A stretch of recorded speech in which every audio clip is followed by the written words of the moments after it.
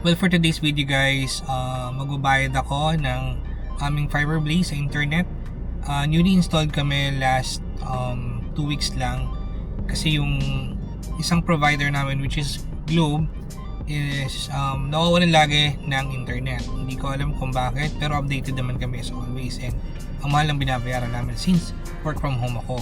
So we decided na mag-install or magpa-install ng Fiberblaze para maiba naman.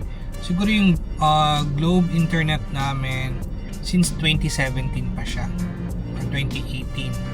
So until now, nito lang siya nagkaroon ng problema. Tapos yun, hindi na ako makakonect sa internet. Nagsisend ako ng report or nag-create ako ng report na no internet connection kami, pero walang pumupunta. And then yun nga, I decided na mag-change ako ng internet connection or internet provider, which is yung Fiberblaze, para malaman ko kung maganda rin ba yung service nila. And based sa mga neighbors ko, naka Fiberblaze naman sila, and okay naman. And nakagandaan nun guys is may cable silang kasama, so at least magagamit mo rin yung cable sa TV. And ayun nga guys, since newly installed yung sa amin, nagtatry ako bayad through GCash, pero hindi ako makapagbayad. May error message na lumalabas, which is ayun nga, nalagay ko na lang dito. So siguro pag newly installed kayo sa Fiberblaze, kailangan nyo munang pumunta or magbayad sa kanilang business center kung saan mas malapit sa inyo. Then siguro the next payment is pwede na sa GCash. Sa akin siguro parang ganun ang mangyayari since hindi nga ako makapagbayad sa GCash, and kaya pumunta na rin ako dito kasi due na rin kami tomorrow, so kailangan ko siyang bayaran para at least iwas disconnection since bago pa lang, diba? So yun guys, dito sila located. Kung taga Gentry kayo, malapit sila guys dito sa may All Homes, katabi lang sila. So makikita nyo naman yung Fiberblaze dito sa may gilid. And dito na ako nag-park sa may Vista Mall kasi yung parking nila doon is parang limited lang. So lalakarin ko na lang doon, and yun, magbabayad ako ng Fiberblaze para at least iwas disconnection din. So yun lang guys, tara, samahan nyo ako. Sa mga hindi nakakalam dyan guys, mga magbabayad ng Fiberblaze, kung saan kayo located, kung Gentry kayo guys, malapit sila dito sa may Vista Mall. Nilalagay ko na lang yung kanilang branch or picture dito. Yan. So yun lang guys, so tara, and balitaan ko kayo guys kung bakit gano'n nagkaka-error since magbabayad nga ako sa GCash. Update ko kayo guys.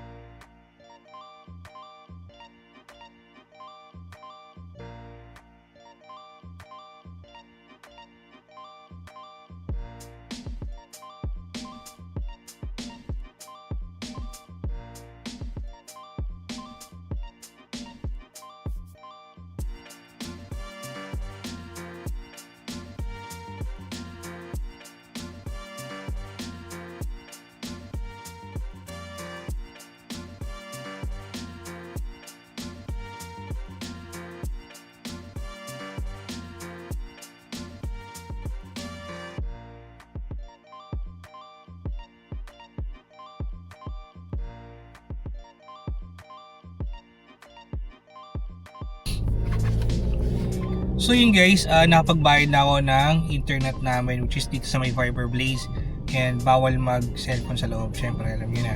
And yun nga pala guys, sa mga bagong install lang ng kanilang Fiberblaze, sabi nung customer service kasi pinakita ko yung error na lumalabas pag nagbabayad ako sa GCash. Pag newly installed daw, then yung first payment kailangan daw dito mismo sa branch nila. Then yung second payment pwede na kayo magbayad through GCash.